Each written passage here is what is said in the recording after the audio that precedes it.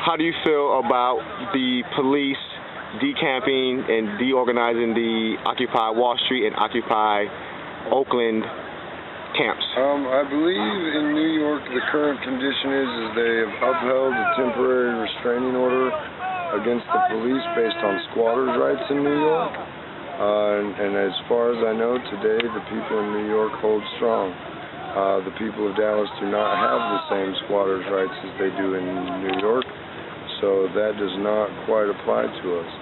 I'm glad that Oakland has showed where its base of people is. I do not believe its government reflects the base of people and represents its people. I think that that's an interesting point.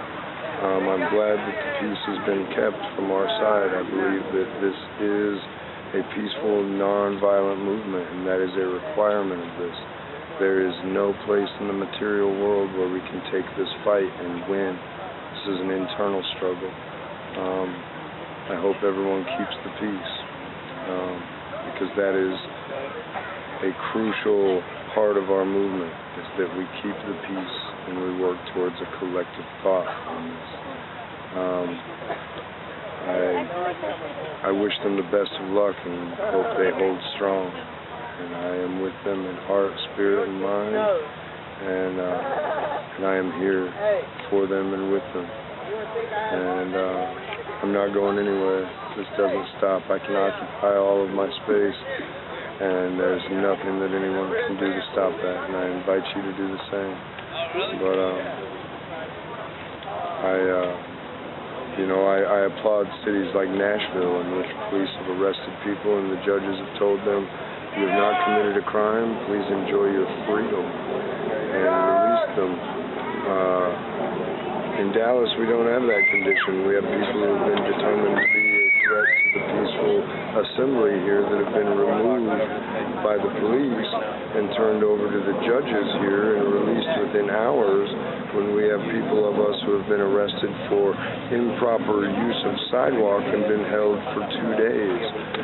I think that we've exposed a lot of things. I think we're starting to see things for what they're worth. I believe personal accountability as opposed to systematic accusation is important.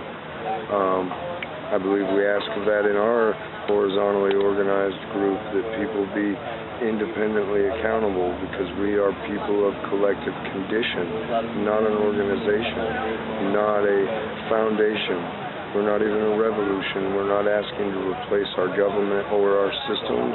We're asking only to be able to reflect upon them collectively, so we can come to understand who we are and what we agree upon, so then we can understand if our representation is doing us any justice at all. Because right now we don't know what the answer is. Most of us aren't even sure what the problem is. We can see its symptoms, but we only speak to each other about our disagreements when we propose an idea of what we should do to fix it, even though none of us know exactly what the problem is.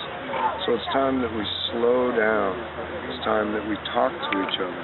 It's time that we develop a process to discuss our problems, a formal process to generate solutions that are accessible to everyone.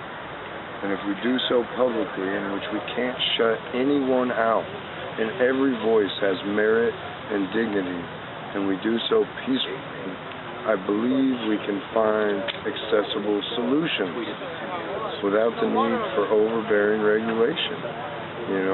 We're trying to regulate people into having access to solutions, and it isn't working. Come out, talk to your neighbors, start a conversation in the lunch line, talk to your neighbors, talk to strangers, be honest, introduce yourself. This is simple. We're not asking much. Perfect.